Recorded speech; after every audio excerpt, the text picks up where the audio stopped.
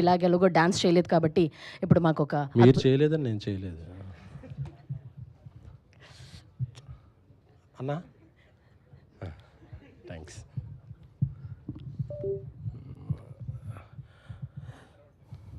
చిన్నప్పుడు మనం సినిమాలంటే చిన్నప్పుడు వచ్చే చిన్నప్పుడు చిన్నారి చేతన, బాలభారతం, లిటిల్ సోల్జర్స్ అలాంటి సినిమాలు. ఆ తర్వాత ఎందుకో ఒక ప్రపంచాన్ని సృష్టించటం, ప్రపంచాన్ని రక్షించటం దిశగా చిత్ర పరిశ్రమ వెళ్ళిపోయిన టైంలో ఇటువంటి జానర్ సినిమాలు రావటం తగ్గిపోయింది. But I'm so happy there is మళ్ళీ ఒక అటెంప్ట్, చాలా ఒక ప్లెజెంట్గా పిల్లలు అందరితో కలిపి ఒక సినిమా. ఎందుకంటే పెద్దల కోసం సినిమా చూస్తే పిల్లలు వస్తారో తెలియదు, కానీ పిల్లల కోసం సినిమా చేస్తే అది పెద్దలు చచ్చినట్టు రావాల్సిందే.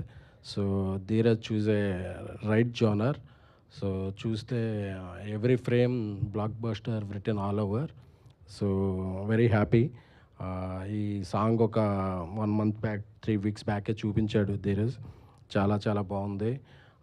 అనురాగ్ కులకర్ణి గారు చాలా బాగా పాడారు. ఆయన పాటలన్నీ ఎప్పుడు వింటుంటాను.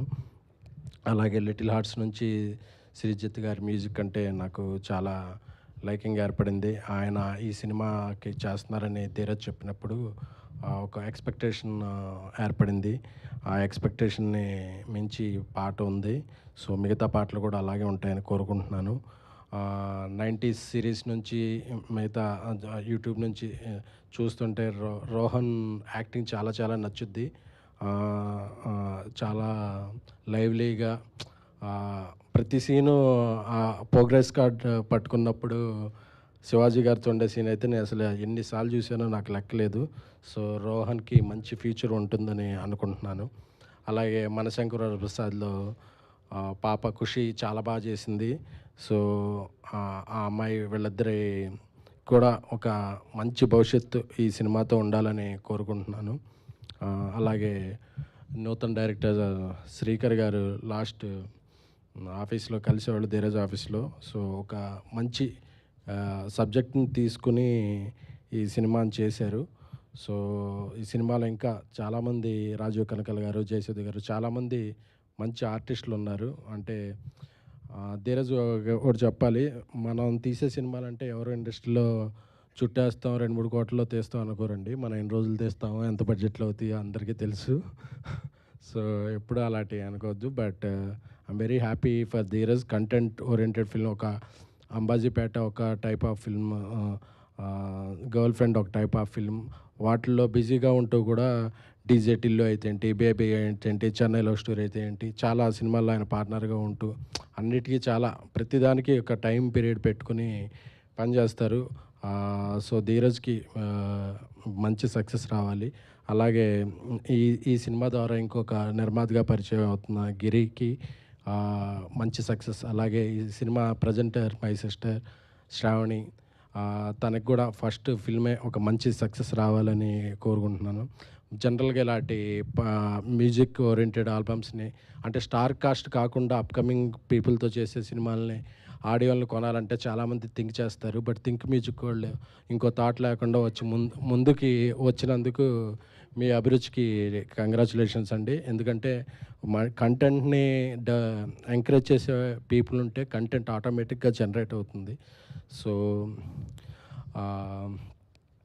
ఆ విధంగా కూడా ఇదవుతున్నాం. బట్ ఒక ఆఫ్టర్నూన్ అయినా మీడియా మిత్రులందరూ లంచ్ కూడా కొంచెం స్కిప్ చేసి అందరూ ఇక్కడే కూర్చున్నారంటే ఒక మంచి సినిమాని ఎలా ఎంకరేజ్ చేస్తారో అర్థమవుతుంది. ఇక my brother Anand, epic brother, అప్పుడు బేబీ బ్రదర్ అనేవాళ్ళు, ఇప్పుడు ఎపిక్ బ్రదర్ అనాలి ఎందుకంటే తన సినిమా వస్తుంది. సో తన సినిమా ఎపిక్ కూడా బేబీని మించి సక్సెస్ అయ్యి మంచి విజయం సాధించాలని కోరుకున్నాను. ఎందుకంటే ఆనంద్తో ఏంటి, విజయ్తో ఏంటి, రష్మిక గారితో, ఆ ఫ్యామిలీతో నాకున్న రిలేషన్ అటువంటిది. సో ఆ ఫ్యామిలీలో ఏ సినిమా అయినా నా సినిమాలు ఆడితే, నా సినిమా వాళ్ళ సినిమాలు ఆడితే. సో ఎపిక్ కూడా మంచి విజయం సాధించాలని, ఆయన షూటింగ్లో ఉన్నప్పటికీ ఇక్కడికి వచ్చి ధీరజ్కి ఎంకరేజ్ చేస్తున్నందుకు థ్యాంక్ యూ. ఇకపోతే ఇక్కడ అందరూ పిల్లలు ఉన్నారు కాబట్టి కొద్దిగా వాళ్ళు ఉపయోగపడే మాట్లాడుకుందాం అండి. క్రష్ అంటే ఒక పర్సన్ కాదండి. ఒక క్రష్ని ఎవరైనా పర్సన్గా పెట్టుకుంటే ఆ పర్సన్నే దక్కించుకోగలం. బట్ కెరీరే మన క్రష్ అనుకుంటే కెరీర్ దక్కిన రోజు ఏ క్రష్ అయినా మనం వెంట రావాల్సిందే. సో పిల్లలు అది గుర్తుపెట్టుకుంటున్నాను. ఎందుకంటే మాకు చిన్నప్పుడు కెరీర్ ఆప్షన్స్లో అంటే ఏం చదువుతాం అంటే డాక్టర్, ఇంజనీర్ అలాంటి పెద్ద పెద్ద ఆశలు పెట్టేవాళ్ళు. అవి మనం ఎలాగో చదవలేమని తెలుసు. అవి ఫెయిల్ అయిపోయిన తర్వాత ఎలాగా అంటే చిరంజీవి గారు పోస్టర్ కనపడితే అప్పుడు ఓకే మనం సినిమాలు కదా అని వచ్చేసేవాళ్ళం. బట్ మీకు ఎప్పటి నుంచో చాలా కెరీర్ ఆప్షన్స్ ఉన్నాయి. So good. ఇంతమంది చదువుకుంటూ కూడా వచ్చి పిల్లలు యాక్ట్ చేస్తున్నారంటే వాళ్ళు ఎంత ఫోకస్డ్గా ఉన్నారో అనిపిస్తుంది. ఇలాంటి బాలల చేతిలోనే దేశం భవిష్యత్తు ఉంటుంది. I very happy. ఇప్పుడు క్యాసెట్ లాంచ్ చేస్తుంటే చాలా నోస్టాలజిక్ మూమెంట్స్ గుర్తుకొచ్చినాయి. ఈ క్యాసెట్స్ చిన్నప్పుడు క్యాసెట్స్ చిరంజీవి గారి బిగ్ బాస్ క్యాసెట్ 9 రకాల స్టిల్స్ ఉండేది. ఒక క్యాసెట్ మీద ఒక పోజు, ఒక క్యాసెట్ మీద ఒక పోజు. ఆ 9 క్యాసెట్లు కొనుక్కున్నాను అప్పుడు. ఎందుకంటే చిరంజీవి గారి 9 రకరకాల ఫోటోలని. సో ఆ క్యాసెట్ ఇప్పుడు లాంచ్ చేస్తుంటే మళ్ళీ ఆ ఫీలింగ్ గుర్తొచ్చింది.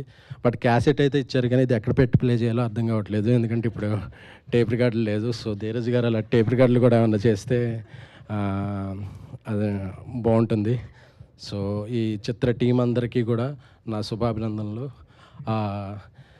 ఇంకొకటి లాస్ట్గా దీపే ముందు ఏమండి, అందరి క్రష్లు కాదు, మీరు అయిపోయాక మీ క్రష్ ఎవరో చెప్తే దాన్ని సాధించడం కోసం మేము ఏం చేయగలం మా అంత కృషి మేము చేస్తాం. సార్ అంటే ఆల్రెడీ ఒకరు థ్యాంక్ యూ అండి, థ్యాంక్ యూ. ఖచ్చితంగా చెప్తాను, అయిపోయే వరకు చెప్తాను.